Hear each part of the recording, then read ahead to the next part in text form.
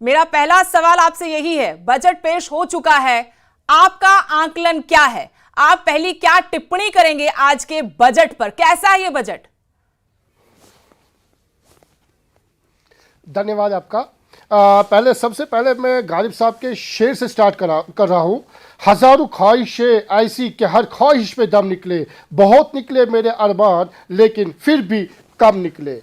जहाँ तक इस बजट का सवाल है, आपने देखा कि सबसे पहले मैं एनालिसिस करूँगा एक पॉइंट टू पॉइंट।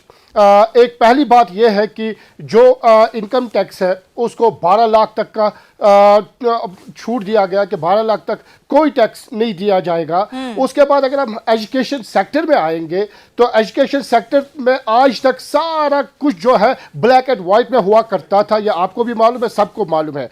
लेकिन अभी जो इस बजट सेशन में जो योजना पास की गई है एजुकेशन सेक्टर के लिए 500 करोड़ एआई के लिए, तो इस तरह से जितने भी यहाँ पे कॉलेजेस है, स्कूल्स है, यूनिवर्सिटीज़ है, ट्रांसपेरेंसी सब में आ जाएगी। तीसरा, जो अभी आप बात कर रहे थे मेरे भाई साहब से ये यूरिया प्लांट के बारे में, आपको मालूम है कि हम हिंदुस्तान में यूरिया बाहर के देशों से लाया करते थे, और जहाँ तक अब ये घोषणा हुई कि अब यूरिया का प्लांट यहीं पे इंस्टॉल होगा, भारत में ही यूरिया पैदा की जाएगी। इस तरह से जो किसान तबका है, सेक्टर है, एग्रीकल्चर सेक्टर है, उनको भी फ़ायदा मिलेगा। जहाँ तक हेल्थ की बात करें तो पहले जो यहाँ पे पीड़ित होते थे, हमारे साथ सुनील जी भी जुड़े हुए किसान नेता हैं, किसान किसानी को बखूबी समझते हैं। जो आपने कहा कि इससे फायदा होगा कि किसानों को लेकर ये इस बात से इत्तेफाक नहीं रखते। ये कह रहे कर्ज लादा जा रहा, कर्ज के लिए उत्साहित कर रहे हो आप इस तरीके से किसानों को। जो लिमिट बढ़ाई है 3 लाख से 5 लाख कर दिया। देखिए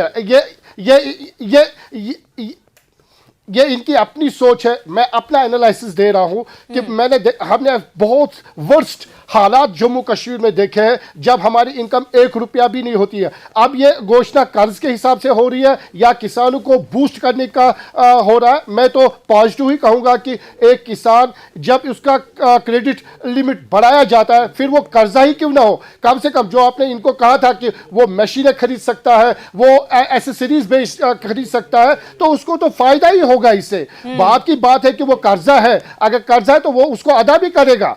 ये अच्छी सोच है।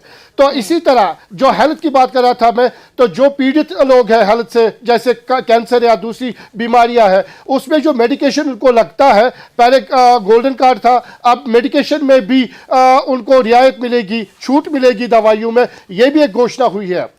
अब जो मैं व्यक्ति हूँ, मैं टूरिज्म से रिलेटेड रखता हूँ। मेरे जम्मू कश्मीर में खुद के हाउस बोट्स हैं, और जो आपने देखा, हमने देखा आर्टिकल 370 हटने के बाद यहाँ पे पहले नामो निशान नहीं था टूरिस्ट का। अगर यहाँ पे टूरिस्ट आते थे वो डर डर के आते थे। मैं पूना में भी रहा हूँ, वहाँ पे टूरिस्टों को कन्विंस करना मेरे लिए लोखंड का चन्ना चबने के बराबर था। लेकिन आज की तारीख में देखिए, पिछले 3 सालों से यहाँ पे इतने टूरिस्ट आए जम्मू कश्मीर में कि हर साल हर बार रिकॉर्ड टूट जाता है।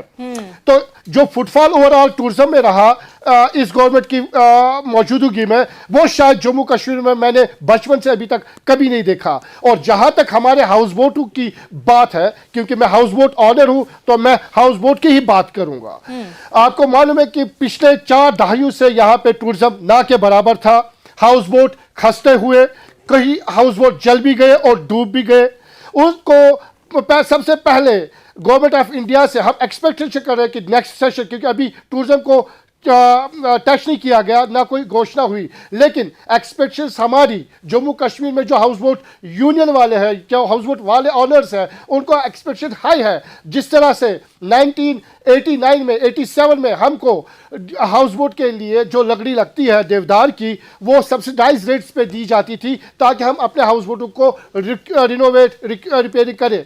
तो उसी तरह हम चाहते हैं कि हमारे नेक्स्ट जो ये सेशन में जो अनाउंसमेंट होगा हमारे फेवर में होगा, हमारे हाउस बोट के फेवर में होगा, क्योंकि जम्मू कश्मीर आपको मालूम है हिंदुस्तान का मुकुट है, और इस मुकुट के जो नगीना है वो इसके हाउस बोट्स है। अगर हाउस बोट नहीं तो डल लेक नहीं, और अगर डल लेक नहीं तो हाउस बोट नहीं, ये दोनों आपस में मिलाप खाते हैं। आप समझ लिए मेरी बात। यानी आप लोगों को इस बजट के जरिए एक बहुत बड़ी उम्मीद नजर आ रही है। धारा 370 हटने के बाद तो हालात बदले ही हैं, लेकिन इस बजट से और ज्यादा विकास अब रफ्तार पकड़ेगा।